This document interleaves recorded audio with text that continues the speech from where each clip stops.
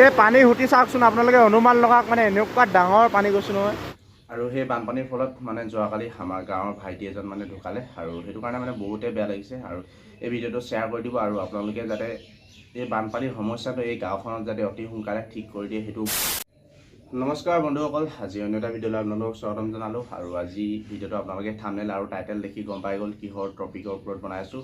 আৰু পিছৰ ভিডিঅ'কেইটা মোক দেখিছিলে বানপানীৰ ওপৰত বনাইছিলোঁ আৰু সেই ভিডিঅ'কেইটা বহুত মানে দূৰত জেগাত নহয়, সেইটো একদম আমাৰ গাঁৱত নিচেই মোৰ ঘৰৰ কাষৰতে হয়, য'ত নেকি মানে মেইন হাইৱে NH-15 ওপৰত মানে বানপানী মেইন নদীখন সুতিটো আহি গৈছে, যাৰ ফলত মানে গোটেই বানপানী হৈ গৈছে।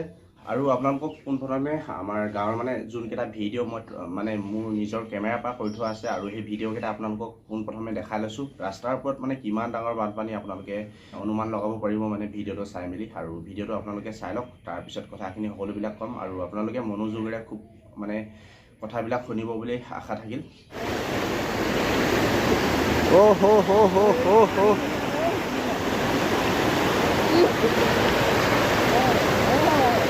এই পানী হুটি চাওকচোন আপোনালোকে অনুমান লগাওক মানে এনেকুৱা ডাঙৰ পানী গৈছে নহয়।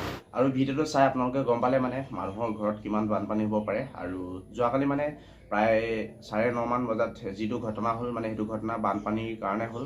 আৰু উঠি অহা খুব এজন মানে ধুনীয়া নৱপ্ৰজন্মৰ যুৱক আমাৰ গাঁৱৰ পৰা হেৰাই গ'ল আৰু মোৰ লগৰ এজনৰ ভাইটি হয়। আৰু সেই যোনজন ভাইটি ঢুকাইছে তাৰ নামটো অভিজিত সোণোৱাল হয়। আৰু সেই অভিজিত সোণোৱাল মানে কি হ'ল, ঘৰৰ পিছফালে গা ধুবলৈ গৈছিলে আৰু মটৰত অলপমান মানে কাৰেণ্টৰ শ্বৰ্ট হ'ল। কাৰেণ্টৰ শ্বৰ্ট হোৱাটো মানে নৰ্মেল শ্বৰ্ট হ'ল। যিখিনি পানী আছিলে বানপানী, বহুত বানপানী আছিলে আৰু বানপানীত পৰি গ'ল। বানপানীত পৰি যোৱাৰ ফলত মানে পানী খাই যোনডোখৰ জেগাত পৰিছিল আৰু সেই জেগাতে মানে মৃত্যুবৰণ কৰে মোৰ ভাইটিজনে মানে অভিজিত সোণোৱাল। আৰু সেইটো কাৰণে এই ভিডিঅ'টো বনাইছোঁ আৰু আপোনালোকে অতি সোনকালে যাতে এই সমস্যাটো, যোনটো সমস্যা বানপানীৰ সমস্যাটো অতি সোনকালে যাতে ঠিক কৰি দিয়ে। আৰু মই এতিয়া পিছৰ টপিকটো দেখাইছোঁ আৰু সেইখিনি মানে বানপানী আমাৰ ঘৰৰ ভিতৰত হয়। সেইখিনি বানপানী বহুত ডাঙৰ বানপানী হয়, যিটো সমস্যা মানে আপোনালোকে ঠিক কৰিবৰ কাৰণে যোনটো ৰাস্তাৰ ওপৰত নদীখন আহিছে আৰু তাত মানে কি হ'ল পুল বহোৱাৰ কথা কৈছে। আপোনালোকে পুল বহোৱাতকৈ যোনটো মানে মেইন খুঁটিটো মানে ডাইভাৰ্ট হৈ আহিছে, সেই মেইন খুঁটিটো মানে ৰাস্তাত নাহিব দি আপোনালোকে যদি আপোনালোকৰ মানুহে যদি গৈ পেলাই যদি নদীখনত ডাইৰেক্ট পেলাই দিয়ে আৰু তেতিয়ালৈকে মানে এইটো ঘটনা আজি নহ'লহেঁতেন আৰু পানীটো নদীয়েদি গ'ল হয় আৰু অভিজিত সোণোৱাল জীয়াই থাকিলে হয়। কাৰণ মানে যিটো বানপানী হ'ল আৰু সেই বানপানীৰ ফলত মানে ভাইটিজন মৃত্যু হ'ল।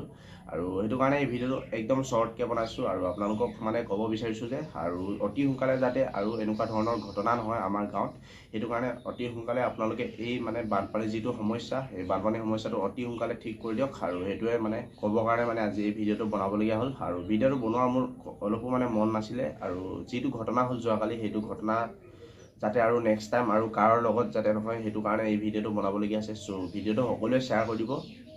আৰু আপোনালোকে যদি চৰকাৰী কোনোবা বিষয়ববীয়া চাই আছে তেন্তে এই সমস্যাটো, পানীৰ সমস্যাটো অতি সোনকালে ঠিক কৰি দিয়ক আৰু যাতে এনেকুৱা ধৰণৰ ঘটনা দ্বিতীয়বাৰ হ'ব নাপায়। চ' ভিডিঅ'টো ইমানতে সমাপ্ত কৰি দিছোঁ। আৰু ভিডিঅ'টো ভাল লাগিলে লাইক এণ্ড কমেণ্ট শ্বেয়াৰ আৰু চেনেলটো যোনে যোনে নতুনকৈ আহে ছাবস্ক্ৰাইব কৰি দিব।